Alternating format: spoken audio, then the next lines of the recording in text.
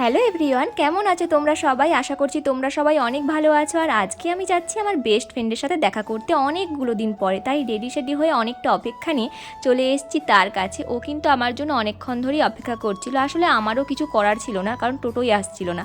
দুজন মিলে রাস্তা থেকে গল্প অনেক শুরু করে দিয়েছি। আসলে রাজ কলেজটাকে দেখে খুব মন খারাপ করছিল। একটা সময় আমরা এখানে অনেকগুলো সময় কাটিয়েছি, অনেক আড্ডা দিয়েছি, মজা করেছি, কিন্তু সেই দিনগুলো আজকে স্মৃতি। আজকে দুজনকে দেখা করতে হলে অনেকটা ফাঁকা সময় বের করতে হয়। তারপরে ওর তো একটা ছোট্ট পুচকি আছে, যাকে নিয়ে কিন্তু ওর সারা দিন সময় কেটে যায়।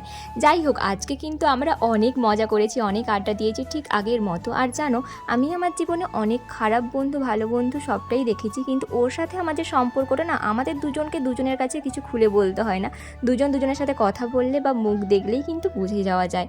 আর দেখো, খারাপ বন্ধু যাদেরকে বলছি তারাও একটা সময় আমাদের কাছে ভালো ছিল বলেই আমাদের বন্ধু হয়েছিল, তাই তাদের কথা যত কম বলবো ততই ভালো। চলো আজকের মতো টাটা।